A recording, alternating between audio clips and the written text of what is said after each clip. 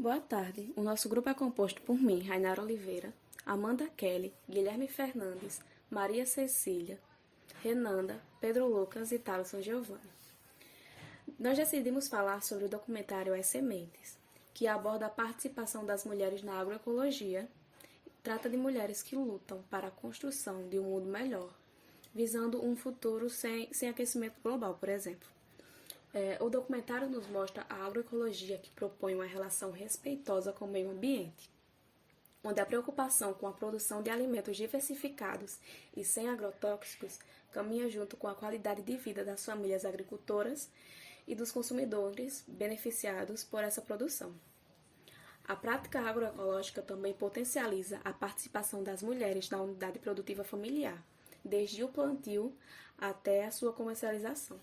Sobre a participação em organizações populares e feministas, elas contam como passaram a refletir sobre gênero, geração de renda e divisão de tarefas.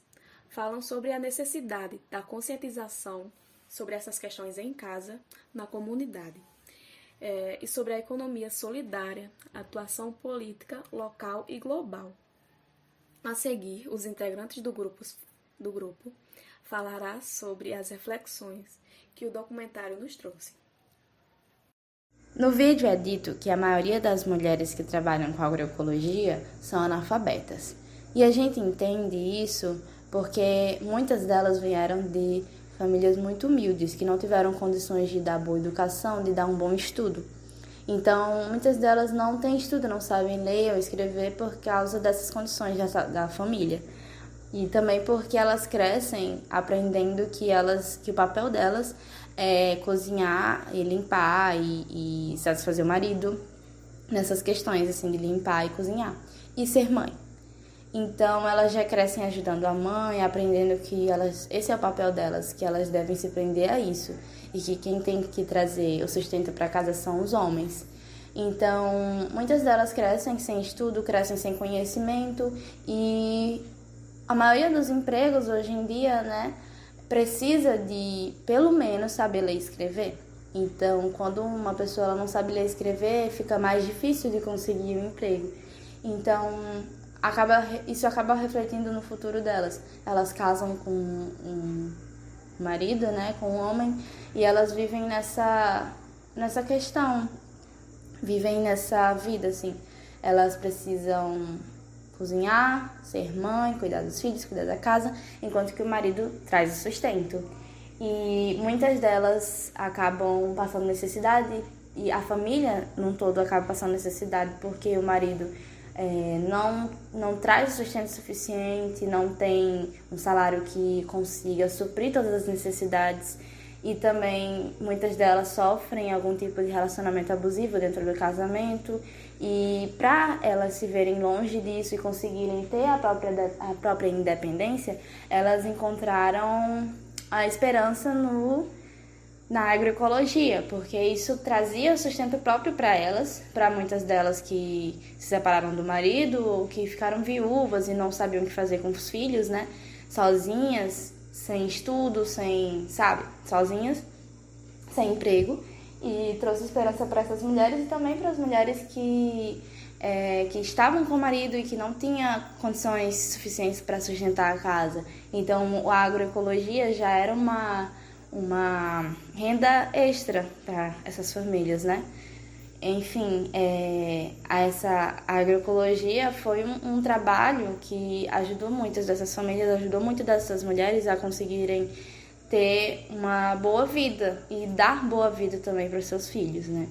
Então, ajudou muitas dessas mulheres que não têm estudo e que não poderiam conseguir um emprego na cidade, por exemplo. No documentário, elas puxam para uma reflexão que é muito importante. Elas retratam bem o tabu que ainda existe com a questão do ser mãe, né? A gente sabe que, assim, a população feminina em peso da zona rural, elas engravidam muito cedo. Então, isso meio que impede de que elas concluam seus estudos. E a gente sabe que para conseguir um emprego, no mínimo, é preciso ter o ensino médio completo.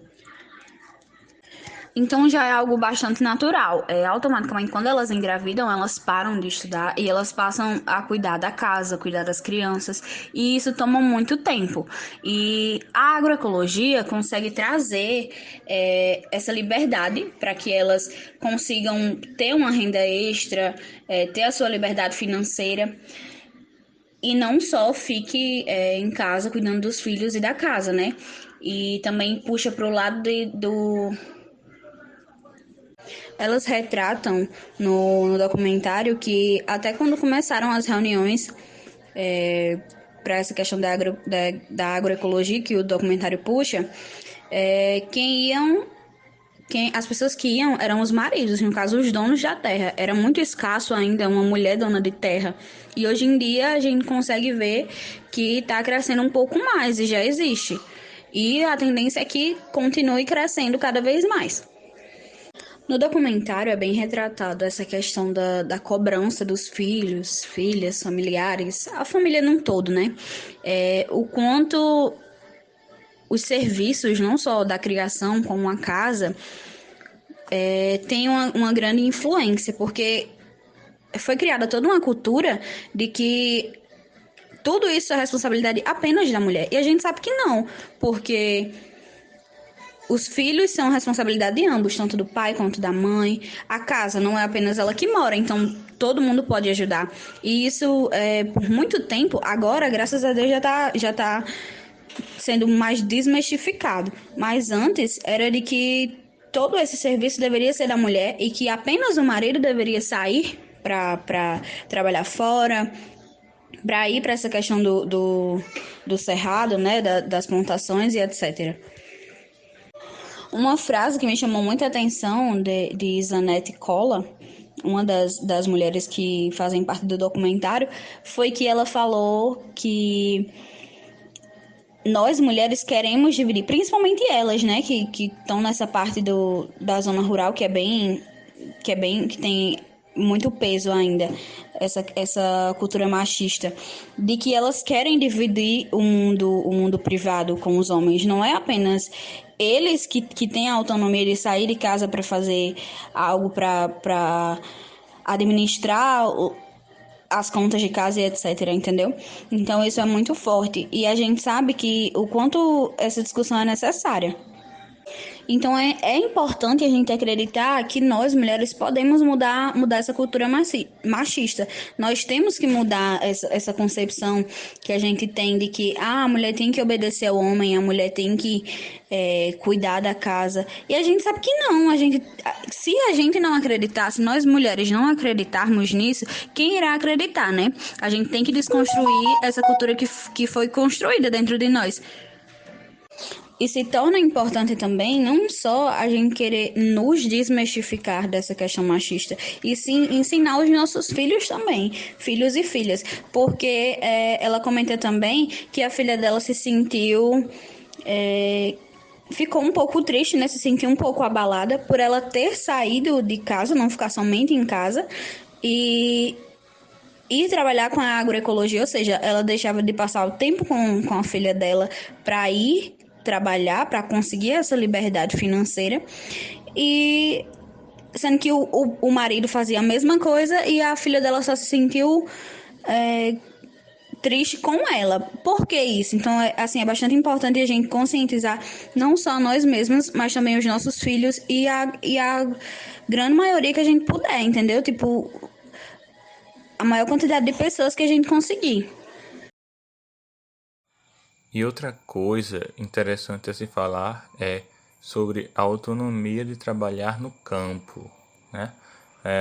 Pois podemos ver que trabalhar no campo tem sim vantagens, como por exemplo a de gerenciar o próprio tempo para trabalhar e o próprio horário para trabalho, independente de tempo, de clima e de outras situações, né? Como por exemplo não precisar seguir um horário fixo estabelecido por um patrão, né? Por alguém que esteja numa hierarquia superior em um trabalho, por exemplo, em uma empresa, né? Possibilitando até mesmo com o trabalho no campo, como elas relatam, um trabalho na horta, que chega a ser, elas inclusive chamam um trabalho de terapia, um trabalho terapêutico, que em vez de causar estresse, como trabalhos cotidianos, trabalhos estressantes em empresas, esses seriam o contrário, seriam inclusive trabalhos terapêuticos em que as pessoas elas se adaptam aos horários para poder fazer o seu trabalho. Boa tarde, me chamo Renanda e vou falar um pouco sobre as novas configurações da divisão sexual do trabalho. Em um certo ponto do texto da divisão sexual do trabalho, a autora traz exemplos de novas configurações dessa divisão. Essas novas configurações têm o objetivo de tornar o trabalho mais flexível para que, apesar de todas as dificuldades, mulheres também pudessem trabalhar sem ser na vida doméstica. A parte horrível é que, com essa flexibilização, o trabalhador, tanto homem quanto mulher, passaram a ser mais explorados do que já eram. A parte decente é que, desde os anos 80, nos Estados Unidos, mais mulheres aparecem no mundo do trabalho. Esse crescimento de mulheres no mundo do trabalho aumentou a demanda pelo serviço doméstico, resultando no chamado modelo de delegação, onde essas mulheres inseridas no mundo do trabalho têm a necessidade de contratar outras mulheres para realizar o serviço doméstico. Nesse contexto, todas as mulheres acabam trabalhando de forma precária, só que algumas mais que outras. Olá, boa tarde. Quem vos fala é Pedro Lucas e eu vou falar um pouco sobre o vínculo social que se cria na esfera doméstica e profissional. Um dos primeiros termos que a autora do texto fala é a complementaridade entre sexos, mas essa complementaridade não deve ser confundida com a complementaridade religiosa, de duas metades fazer um só. Apesar de seguir a mesma linha de raciocínio, o contexto dessa complementaridade é a divisão de tarefas, baseado em se a pessoa é homem ou mulher, cada um vai ter uma tarefa diferente no caso. E já é daqui que começam os problemas e os antagonismos, é nessa complementaridade. Tipo, a autora vai citar várias formas que a sociedade tenta resolver, entre aspas, essas contradições e antagonismos para dar um mínimo de condições para mulheres terem a mínima possibilidade de realizar tarefas não domésticas. E deve-se observar que nunca realmente são soluções, e sim apenas tapa-buracos, por assim dizer, para algo que precisa de um redesenhamento dos vínculos sociais. Então, é citado, entre aspas, um modelo tradicional, onde o papel doméstico é atribuído inteiramente à mulher e o papel do que ela chama de provedor é assumido pelos homens. A mulher ficar em casa e o homem iria trabalhar, que é o modelo tradicional.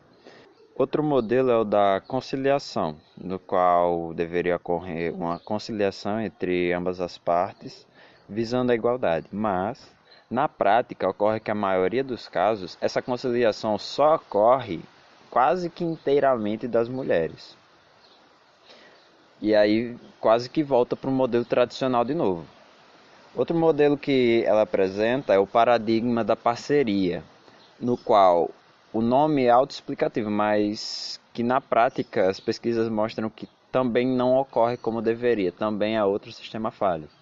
Outro modelo também é o modelo da delegação, no qual tem a proposta de substituir o modelo de conciliação, no qual consiste em mulheres que conseguiram profissões de nível superior ou executivas e com isso condições de tratar outras mulheres, de contratar outras mulheres para realizar o serviço doméstico, o que não resolve o problema.